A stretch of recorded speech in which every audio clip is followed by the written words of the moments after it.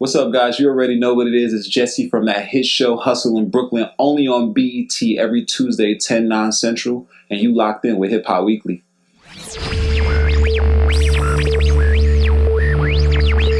Weekly All Access. This is Brianna, and we're here live today with the one and only JB. What's up? What's going on? How's everything going? It's going good. Welcome to Hip Hop Weekly. Introduce yourself. I appreciate you. Everybody knows me as JB, but I'm Jesse from that new hit show, Hustle in BK. Hustle in Brooklyn, actually. They don't like when I say BK. But, Hustle in Brooklyn, it comes on BET every Tuesday, 10/9 Central. And I'm just happy to be here. Okay, well, again, welcome to Hip Hop Weekly, all the way from Brooklyn. What brings you to Atlanta? I'm on a press run promoting the new show and also promoting my new venture with super producer SK. We have a new label dropping called Family First Records. Mm-hmm. And, we just out here working on a few big records with a few, big artists and, just enjoying the Southern hospitality. The food is always great when I come down here, and I also have some family too. So I'm, checking in on my cousins and everything, seeing what's going on. Okay, so you're already familiar with Atlanta. Yeah. Okay. Mm-hmm. Okay. Being on the reality shows, it's your first time being on TV? Yeah, really. I have I'm a celebrity talent manager, so I manage talent on television.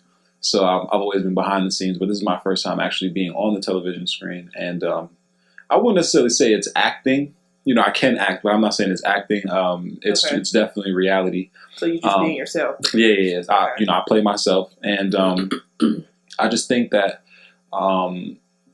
it was just more so a concentration of moments. I've been having a lot of big moments with my team this year, and when the casting director Beata Cousins had reached out from Entertainment One, originally I thought it was a fluke. They hit me up via DM on my phone. I'm like, there's no way they hit me up via DM, for an opportunity that's going to change my life, So BET hit you up? Yeah, Entertainment One is who produced the film, and it's broadcast on BET. So originally, obviously BET has the final say in who's going to be on the show, but originally the casting producer from Entertainment One had reached out to me, and we did a series of interviews.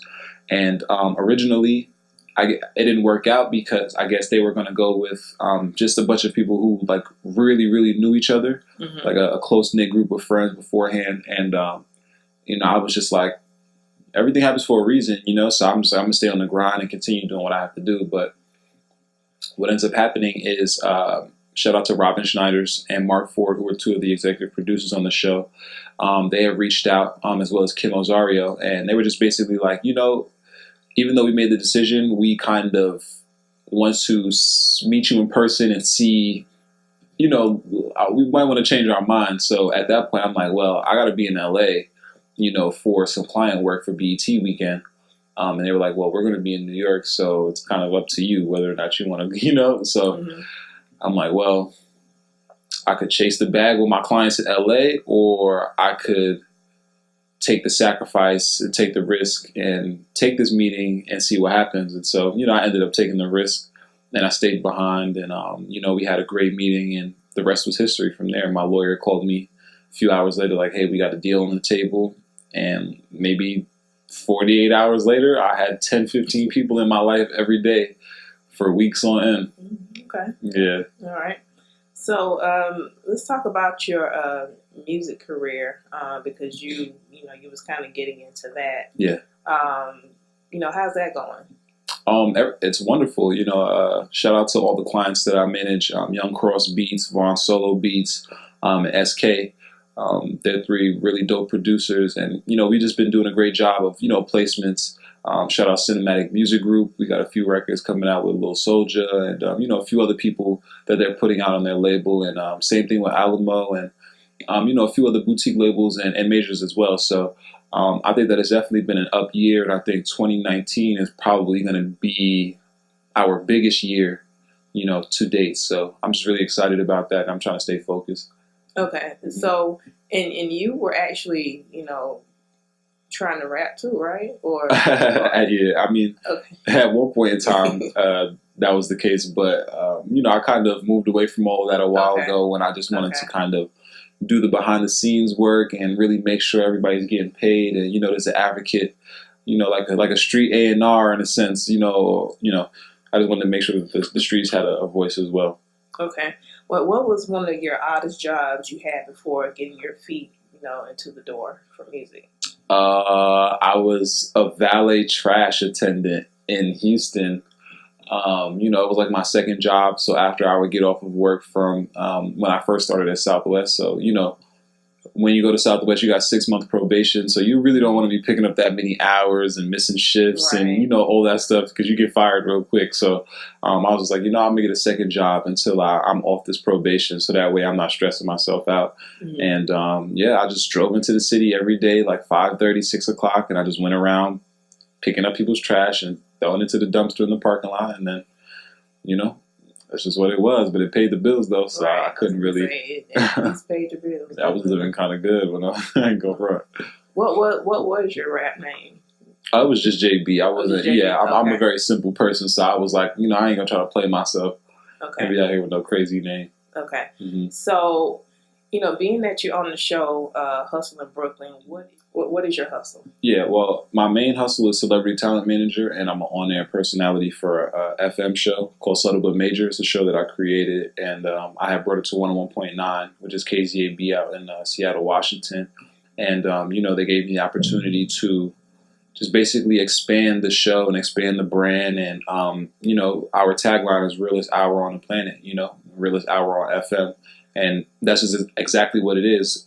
My guests, celebrity or not, they come up and they chop it up and they give the real, and the same thing with me. I deliver the real every week. And, we've just been blessed to grow. We're almost at 100,000 tuners every week. So, we're just trying to stay focused on delivering content that matters. There's a lot of things out there that are clogging the matrix. So I just want to make sure that I'm continuing to help build the culture as opposed to taking away from it or just benefiting from it and not really giving anything back.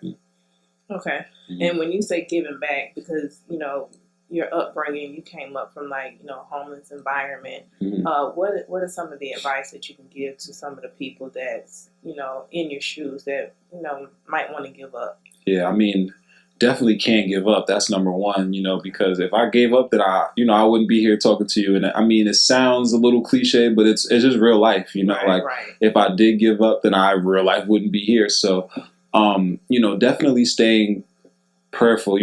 Whoever you pray to, you know what I'm saying? I'm religious. I believe in God, you know what I'm saying? But I stayed prayerful, and I didn't quit, and my ambition and my prayers is what got me through everything because, I really don't know where I would be right now. There were times where I knew I couldn't afford food for the next 2-3 days or whatever after paying rent and, things of that nature, or I had to put $5 in my Lexus, you know what I'm saying, trying to get to work, and then I would have to stay at work for 2 days because I ain't have gas money and that check ain't clear yet. So, it was a lot of crazy things, but I definitely stayed focused on my end goal, and, I stayed prayerful.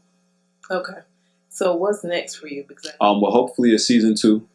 I know BET, okay. Everybody's watching, you know what I'm saying? We've been doing well, top 150 shows on cable television every Tuesday, okay. Since our premiere, and our numbers are increasing weekly. So, I have no doubt that the fans are embracing the show, and, hopefully they bring us back for a season 2 so we can bring more knowledge and more uplift to young millennials out there that's going through the struggle and, right in the middle of struggle and stardom, Mm-hmm. And, outside of that, I'm just hoping with my partner, SK, we got a #1 record, that we dropped this year coming up. I definitely feel it. We got some big records, in the stash. So I'm definitely looking forward to rolling those records out with the label and, continuing to grow with my other clients like Vaughn Solo from Long Island, New York, and, other people like Zulos from Oakland, California.